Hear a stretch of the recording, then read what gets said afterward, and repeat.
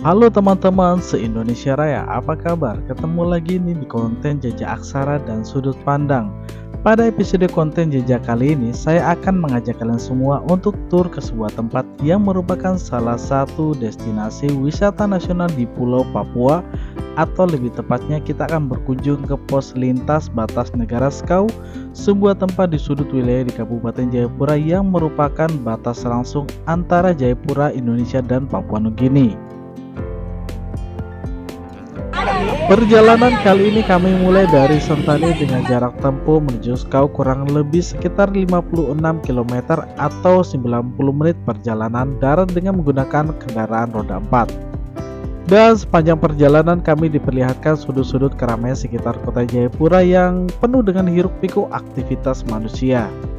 Dan menurut saya pribadi juga, kolaborasi berdasarkan toleransi dan kebinekaan di sini terjalin dengan sangat baik. Semua masyarakat bisa hidup berdampingan di sini. Suasana berkeren, penuh dengan kedamaian.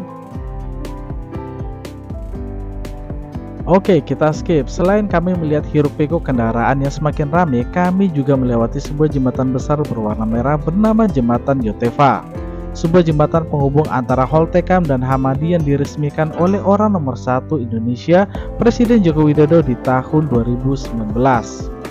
Bagi masyarakat di Papua, jembatan ini merupakan sebuah karya penuh kebanggaan, terkhusus di daratan Sentani Jayapura dan sekitarnya yang membutuhkan jembatan ini untuk lalu lintas antar distrik maupun kabupaten.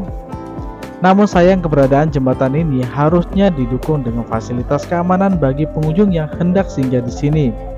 Jadi bagi kalian para pengendara kendaraan, jika melewati jembatan bercorak merah sepanjang 700 meter lebih ini harus pelan-pelan karena banyaknya pengunjung yang akan menghabiskan momen dengan berhenti di sepanjang jembatan ini.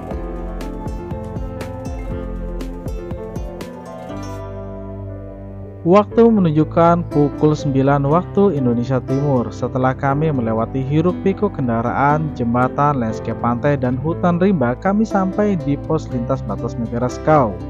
Walaupun cuaca terlihat dan terasa terik, namun perjalanan menuju ke Skau ini tetap menarik bagi banyak orang.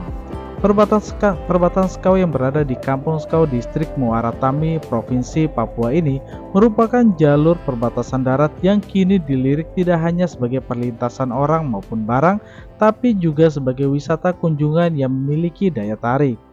Sebagai wajah Indonesia, Skau mampu menjadi perbatasan yang sempurna karena memiliki fasilitas yang lengkap, baik dari sisi imigrasi maupun dari sisi keamanan yang dijaga baik oleh Tentara Nasional Indonesia. Perbatasan Skau yang diambil dari nama kampung ini merupakan perbatasan yang berhasil direnov ulang dan diresmikan oleh Presiden Republik Indonesia Jokowi di tahun 2017, di mana perubahan fisik dan lain-lainnya merupakan misi Presiden untuk menampilkan wajah Indonesia yang berbatasan langsung dengan negara lain seperti perbatasan Indonesia dengan Malaysia maupun Indonesia dengan Timor Leste, termasuk Indonesia dengan Papua Nugini. Untuk berkunjung ke sini sejauh perjalanan kami kemarin tidak ada pembayaran retribusi atau tiket masuk, kecuali syarat yang harus dipenuhi oleh pengunjung seperti menyerahkan identitas salah satu rombongan dan menuliskan nama-nama pengunjung di buku kehadiran yang ada di pos lapor tentara. Selain itu, baru-baru ini juga ada kebijakan untuk para pengunjung yang mau masuk ke wilayah Papua Nugini harus memiliki paspor sebagai tanda legal. Namun secara pribadi saya berharap bahwa kebijakan ini semoga masih bisa dipertimbangkan dan dikaji ulang, di mana daya tarik dari pos perbatasan ini tidak hanya tentang batas negara Indonesia, tapi juga karena daya tarik untuk bisa singgah sejenak ke wilayah negara tetangga Papua Nugini. Setelah kami menuliskan di buku kehadiran, kami pun segera masuk ke dalam bangunan megah yang bertuliskan Skau PBLN Indonesia. Dalam perjalanan dari gerbang menuju ke sebuah gedung megah ini, kami menikmati suasana hijau di sekitar tempat ini. Jalanan yang dipaving blok serta keasrian tempat yang terawat membuat tempat ini terlihat sangat menarik di tengah matahari yang terik. Dan sesampai di sana, kalian jangan berharap ada yang akan jualan, karena di sini dilarang untuk berjualan. Jadi disarankan kalian bisa membawa bekal atau cemilan sebelum masuk ke gedung ini.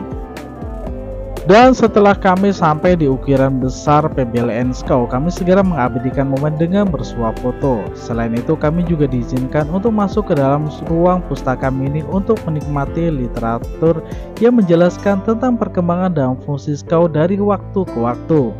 Setelah kunjungan ini selesai, kami pun melanjutkan perjalanan menuju ke batas luar dari negara Indonesia dan masuk wilayah negara Papua Nugini, yaitu sebuah kampung terdekatnya bernama Vanimo. Untuk menikmati suasana di kampung Vanimo, Papua Nugini ini, kami berjalan kaki sepanjang 300 meter kurang lebih. Kami juga melewati beberapa pos pemeriksaan, baik pos milik TNI dan Imigrasi Indonesia dan pos milik negara Papua Nugini. Setelah itu, kami berjalan menuju ke sebuah spot destinasi yang biasanya dikunjungi oleh pengunjung saat datang ke sini. Sebuah tebing yang sudah direnovasi menjadi sebuah tempat singgah bagi banyak para pengunjung. Dari tempat ini kami membayar tiket masuk sekitar Rp20.000 per orang. Dari sini kami melihat pemandangan alam sekitar yang sangat indah dengan hempasan angin yang sangat terasa. Kami melihat gugusan baris pantai dengan rumah penduduk di bawah sana. Sayangnya kami tidak bisa melangkah lebih jauh karena keterbatasan izin dari penghuninya. Matahari jadi pagi atau sore boleh begini.